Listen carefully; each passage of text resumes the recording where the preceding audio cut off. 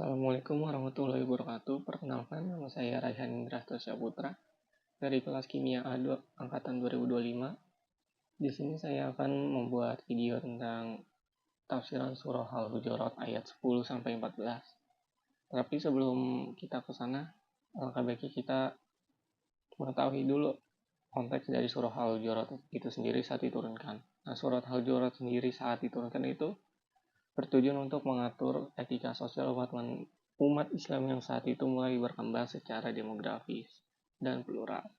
Nah, ayat 10-14 ini tuh saling berkesinambungan atau saling terhubung terkait tentang komunitas berbasis ukhuwah yang terbebas dari azab lisan dan prasangka.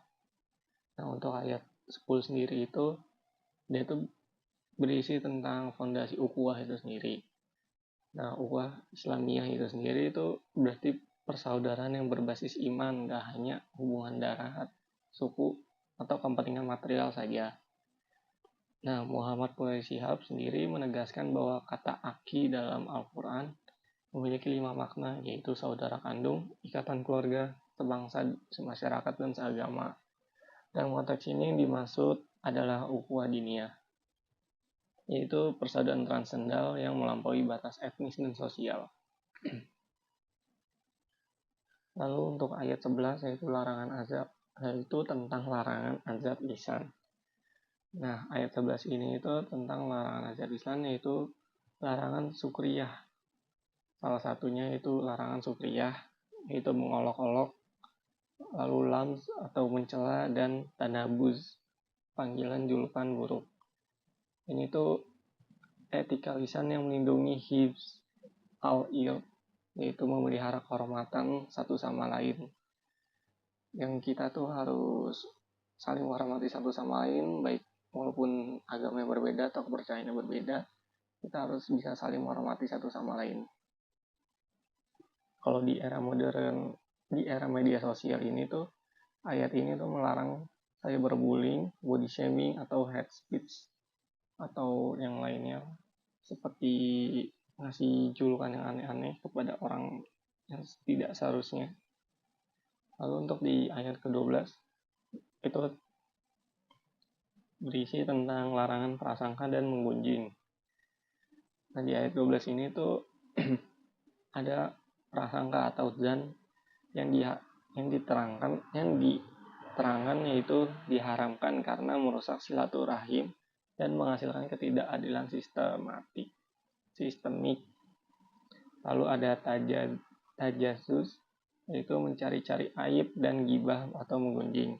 Itu adalah dosa besar yang setara dengan memakan daging saudara kita yang mati. Sebagai metaforanya.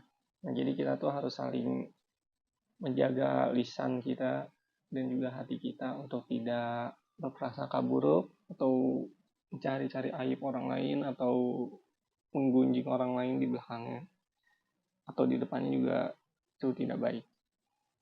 Karena itu sama aja kita memakan daging saudara kita sendiri. Untuk ayat ke-13 itu tentang ukhuwah insaniyah, yaitu perluasan dari ukhuwah diniyah. Nah, dari ukhuwah diniyah ke ukhuwah basyariyah atau kemanusiaan yang universal. Nah, ini tuh tentang manusia yang ada dua kelamin saja, yaitu laki-laki dan perempuan saja. Syu'ub atau bangsa-bangsa dan qabail atau suku-suku adalah konstruksi sosial dan hierarki ontologis.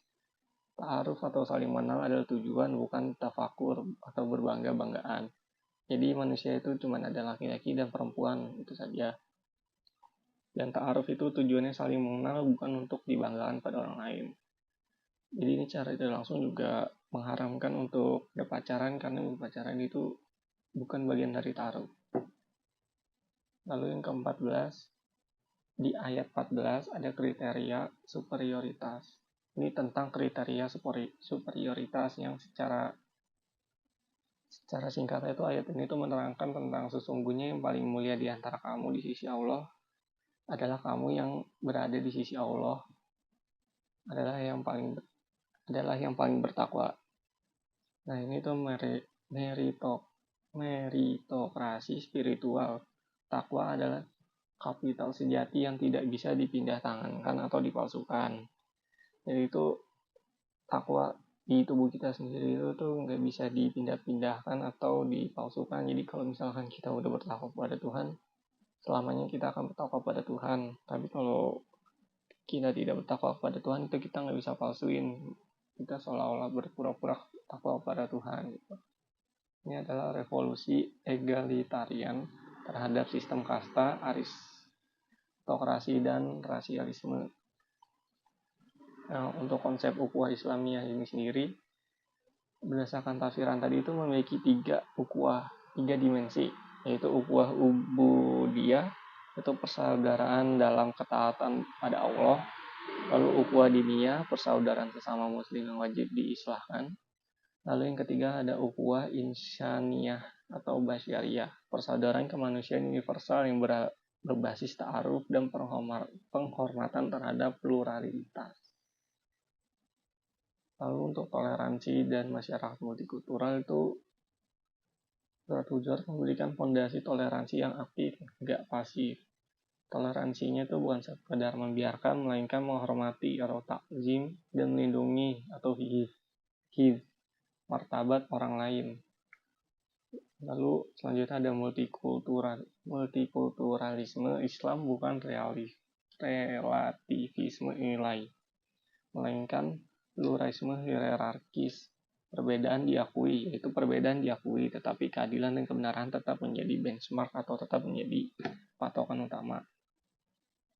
Lalu selanjutnya ada di Indonesia itu implementasi itu ada di sila ketiga, yaitu tentang ketuhanan, dan sila kedua tentang persatuan. Sila pertama tentang ketuhanan dan sila ketiga tentang persatuan Indonesia. Nah, itu tuh tentang nazariyah atau konsepsi politik dari ukhuwah ini sendiri. Lalu selanjutnya ada untuk bacaan Izal Halki atau Iklab pada surat Al-Hujurat ayat 10-14 itu ada di ayat ke-13 bagian akhir, yaitu tentang Izar Halki, yang ada Izar Halkinya, yaitu pada kalimat alimun khabir. Nah, itu tuh terjadi karena ada tanwin atau domatain. Tanwin yang itu yaitu domatain pada huruf mim bertemu dengan huruf qaf, bertemu dengan huruf halki yaitu ka, yang membuatnya dibaca jelas tanpa dengung dan langsung ke huruf K-nya. Jadi dibaca itu cepat, yaitu alimun khabir, tidak diperlambat atau dilambat-lambatkan. Sekian dari saya, kurang lebihnya mohon maaf. Assalamualaikum warahmatullahi wabarakatuh.